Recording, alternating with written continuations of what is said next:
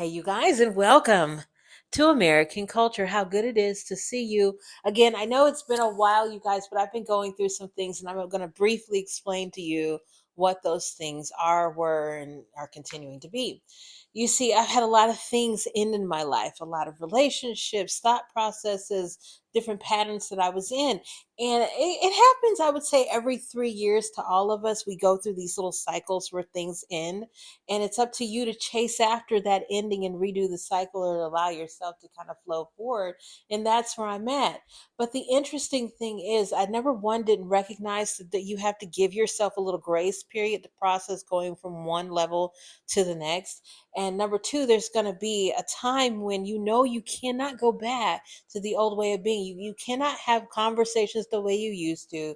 You cannot do the same stuff that you used to do, and so forth, but the newness hasn't quite manifested itself yet. So you find yourself in a lot of situations that are more or less comforting, but they're temporary because you can't take them into the future and use them to build stability. And that's where I'm at.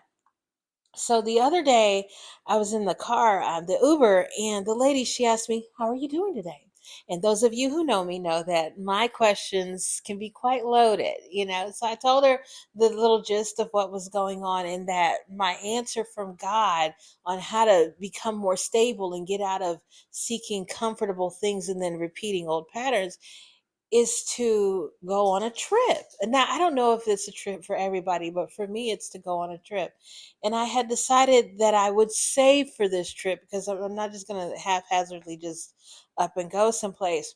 And as soon as I decided to save, I heard in spirit say, no, just plan for it. Just plan for it. Like, just go to booking.com and get the hotel or whatever. Just tell the job, these are the days that I'm going to be gone. And the rest will kind of come into play.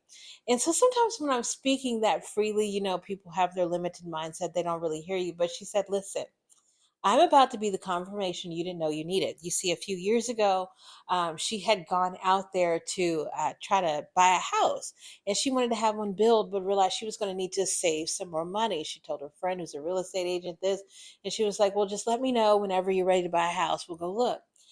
And so a few months or so had passed, and the friend asked her how the house thing was going, and she said it's not because she hadn't saved enough. And she was like, "This is what you just reminded me of." Her friend told her, "You don't save for a house, you buy one." So the bigger question here is, what type of homeowner do you want to be? Because that's going to determine what you buy, and then what you want to buy is going to have you focus more on what you need. But going out there and saving, yeah, I mean, there could be no end to that. And so it kind of clicked to me what God was telling me to do by not saving money. First of all, what am I saying to God in the universe when I say I'm saving? I'm saying that I am consciously unaware that I have what I need, and I am in a state of needing more. So every single time that you say you're saving, you're saying I am in a state of needing more. Well, you can't share the same space with I am on the trip doing all the things that I want to do with I am in a state of needing more in order to be on the trip. So you got to let go of the idea of saving and focus on what do you have. And because it is what you have that you use in order to get what you want. And so what I have is the ability to go ahead and book the room, or think about the kind of stay. I have the ability to tell the job what days I want to off, but the thing that I need to do is figure out what type of trip I want to take.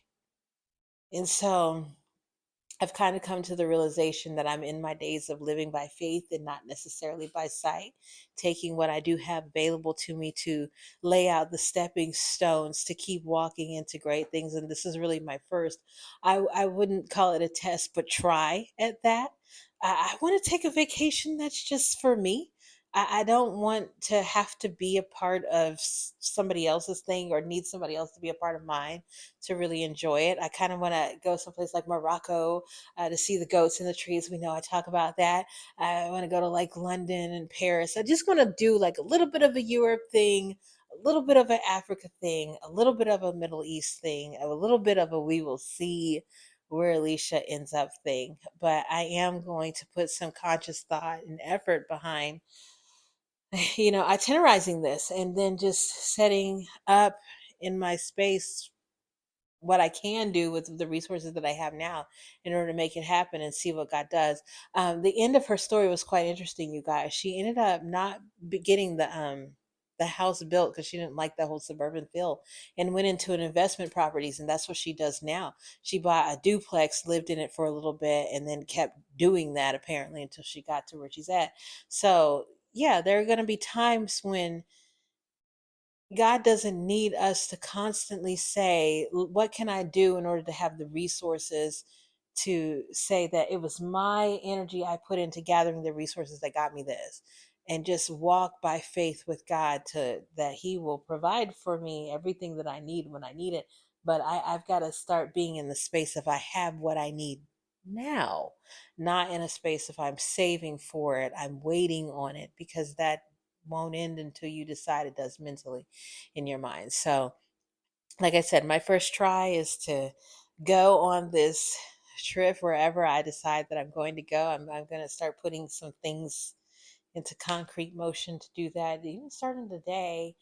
I know I'm thinking March, so uh, I'll go from there. But that was my first thing that I've learned so far, and we'll talk about things ending